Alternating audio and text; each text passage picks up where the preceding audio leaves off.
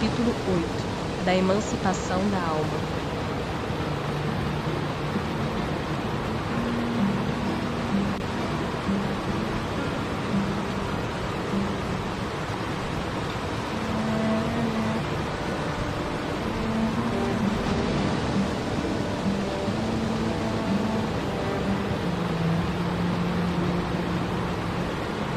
O sono e os sonhos.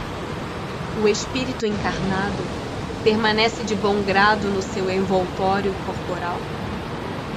É como se perguntasses se ao encarcerado agrada o cárcere. O espírito encarnado aspira constantemente à sua libertação e tanto mais deseja ver-se livre do seu invólucro, quanto mais grosseiro é este. Durante o sono, a alma repousa como o corpo? Não. O espírito jamais está inativo. Durante o sono, relaxam-se os laços que o prendem ao corpo. E não precisando este então da sua presença, ele se lança pelo espaço e entra em relação mais direta com os outros espíritos. Como podemos julgar da liberdade do espírito durante o sono? Pelos sonhos. Quando o corpo repousa, acredita-o, tem o espírito mais faculdades do que no estado de vigília. Lembra-se do passado e algumas vezes prevê o futuro. Adquire maior potencialidade e pode pôr-se em comunicação com os demais espíritos, quer deste mundo, quer do outro. Dizes frequentemente: tive um sonho extravagante, um sonho horrível, mas absolutamente inverossímil. Enganas-te. É, em geral, uma recordação dos lugares e das coisas que viste ou que verás em outra existência ou em outra ocasião. Estando entorpecido o corpo, o espírito trata de quebrar seus grilhões e de investigar no passado ou no futuro. Pobres homens que mal conheceis os mais vulgares fenômenos da vida. Julgai-vos muito sábios, e as coisas mais comezinhas vos confundem. Nada sabeis responder a estas perguntas que todas as crianças formulam. Que fazemos quando dormimos? Que são os sonhos? O sono liberta a alma parcialmente do corpo. Quando dorme, o homem se acha por algum tempo no estado em que fica permanentemente depois que morre. Tiveram sonos inteligentes os espíritos que, desencarnando, logo se desligam da matéria. Esses espíritos, quando dormem, vão para junto dos seres que lhes são superiores. Com estes viajam, conversam e se instruem. Trabalham mesmo em obras que se lhes deparam concluídas quando volvem, morrendo na terra, ao mundo espiritual. Ainda esta circunstância é de molde a vos ensinar que não deveis temer a morte, pois que todos os dias morreis, como disse um santo. Isto pelo que concerne aos espíritos elevados. Pelo que respeita ao grande número de homens que, morrendo, têm que passar longas horas na perturbação, na incerteza de que tantos já vos falaram, esses vão, enquanto dormem, ou a mundos inferiores à terra, onde os chamam velhas afeições, ou em busca de gozos quiçá mais baixos do que os em que aqui tanto se deleitam. Vão beber doutrinas ainda mais vis, mais ignóbeis, mais funestas do que as que professam entre vós. E o que gera simpatia na terra é o fato de sentir-se o homem, ao despertar, ligado pelo coração àquelas com quem acaba de passar 8 ou 9 horas de ventura ou de prazer. Também as antipatias invencíveis se explicam pelo fato de sentirmos em nosso íntimo que os entes com quem antipatizamos têm uma consciência diversa da nossa. Conhecemo-los sem nunca os termos visto com os olhos. É ainda o que explica a indiferença de muitos homens. Não cuidam de conquistar novos amigos, por saberem que muitos têm que os amam e lhes querem. Numa palavra, o sono influi mais do que supondes na vossa vida. Graças ao sono, os espíritos encarnados estão sempre em relação com o mundo dos espíritos. Por isso é que os espíritos superiores assentem sem grande repugnância em encarnar entre vós. Quis Deus que, tendo de estar em contato com o vício, pudessem eles ir retemperar-se na fonte do bem, a fim de igualmente não falirem quando se propõem a instruir os outros. O sono é a porta que Deus lhes abriu, para que possam ir ter com seus amigos do céu. É o recreio depois do trabalho, enquanto esperam a grande libertação, a libertação final que os restituirá ao meio que lhes é próprio. O sonho é a lembrança do que o espírito viu durante o sono. Notai, porém, que nem sempre sonhais. Que quer isso dizer? Que nem sempre vos lembrais do que vistes, ou de tudo o que haveis visto enquanto dormieis. É que não tendes, então, a alma no pleno desenvolvimento de suas faculdades. Muitas vezes, apenas vos fica a lembrança da perturbação que o vosso espírito experimenta à sua partida ou no seu regresso, acrescida da que resulta do que fizestes ou do que vos preocupa quando despertos. A não ser assim, como explicaríeis os sonhos absurdos que tanto os sábios quanto as mais humildes e simples criaturas têm? Acontece também que os maus espíritos se aproveitam dos sonhos para atormentar as almas fracas e pusilânimes. Em suma, dentro em pouco vereis vulgarizar-se outra espécie de sonhos, conquanto tão antiga como a de que vimos falando, vós a desconheceis. Refiro-me aos sonhos de Joana, ao de Jacó, aos dos profetas judeus e aos de alguns adivinhos indianos. São recordações guardadas por almas que se desprendem quase inteiramente do corpo, recordações dessa segunda vida a que ainda há pouco aludíamos. Tratai de distinguir essas duas espécies de sonhos, nos de que vos lembrais. Do contrário, cairíeis em contradições e em erros funestos à vossa fé. Por que não nos lembramos sempre dos sonhos? Em o que chamas sono, só há o repouso do corpo, visto que o espírito está constantemente em atividade. Recobra durante o sono um pouco da sua liberdade e se corresponde com os que lhe são caros, quer neste mundo, quer em outros. Mas como é pesada e grosseira a matéria que o compõe, o corpo dificilmente conserva as impressões que o espírito recebeu, porque a este não chegaram por intermédio dos órgãos corporais.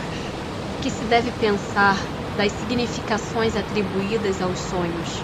Os sonhos não são verdadeiros como entendem os pseudos adivinhos. Pois for absurdo crer-se que sonhar com tal coisa anuncia tal outra.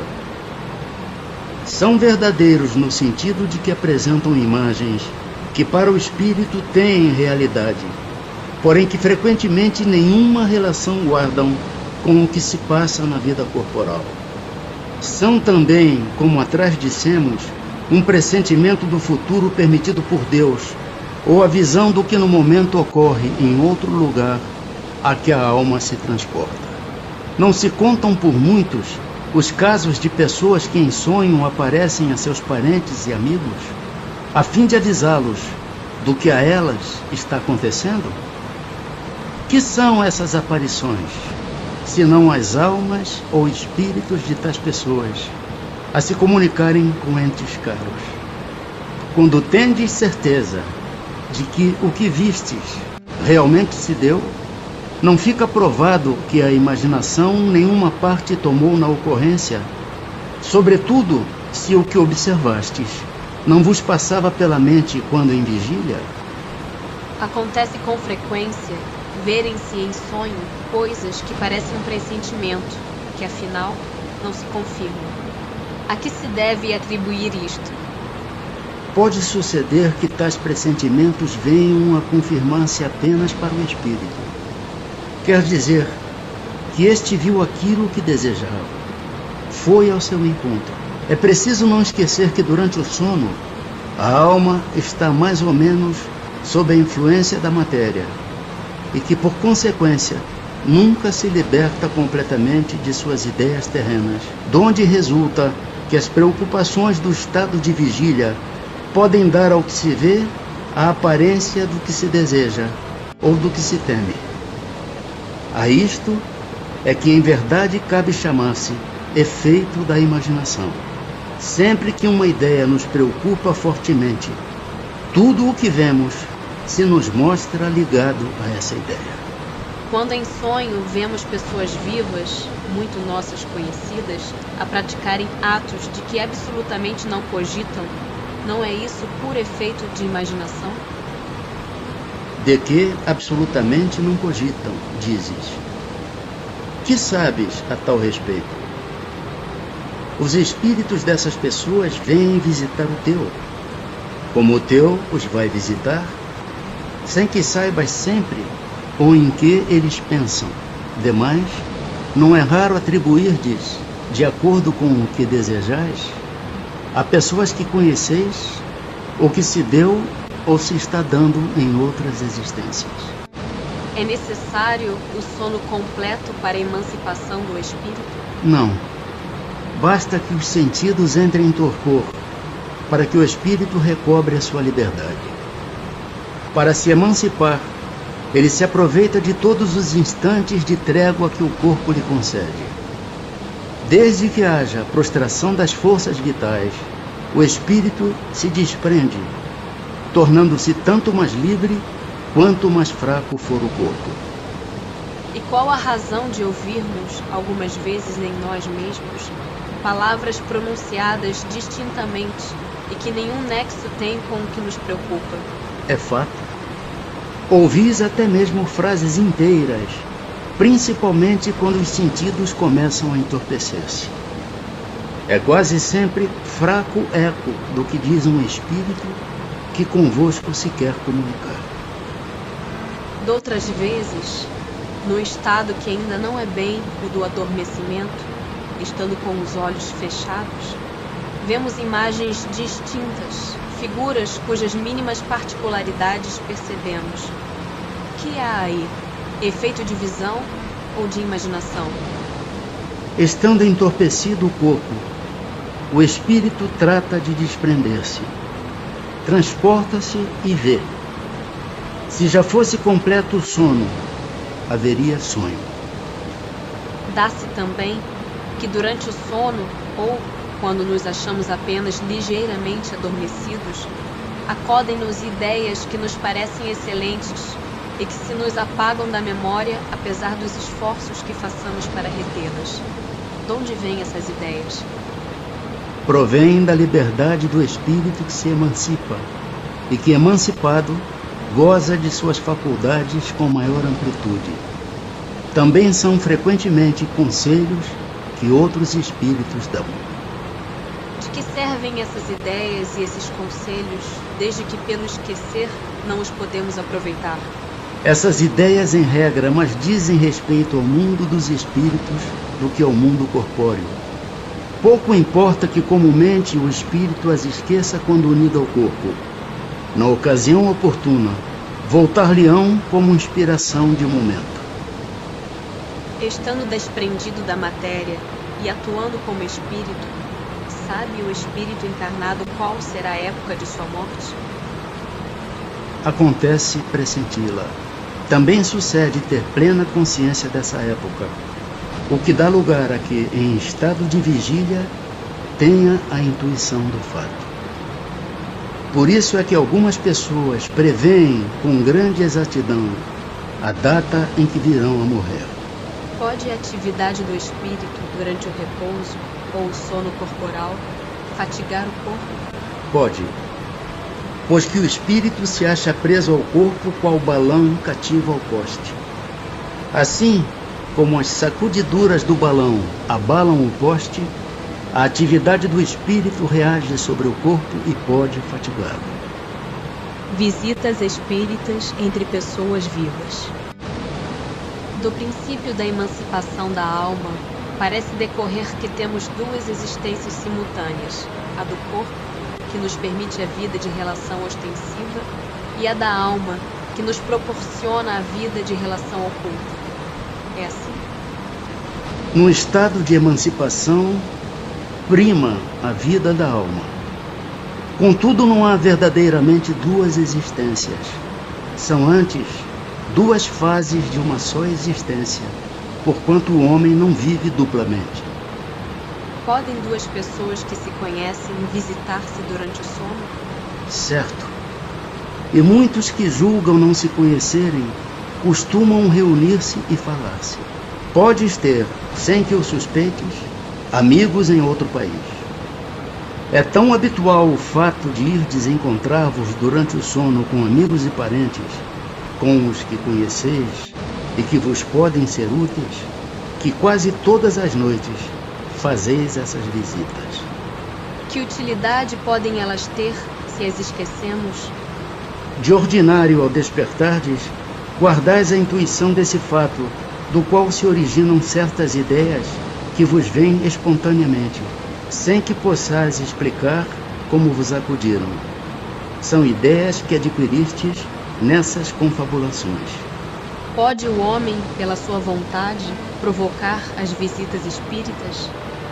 Pode, por exemplo, dizer, quando está para dormir: quero esta noite encontrar-me em espírito com fulano, quero falar-lhe para dizer isto. O que se dá é o seguinte: adormecendo o homem, seu espírito desperta, e muitas vezes nada disposto se mostra a fazer o que o homem resolvera, porque a vida deste pouco interessa ao seu espírito uma vez desprendido da matéria.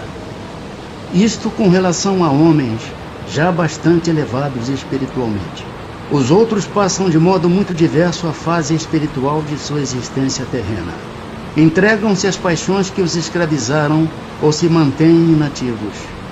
Pode, pois, suceder tais sejam os motivos que a isso o induzem, que o espírito vá visitar aqueles com quem deseja encontrar-se.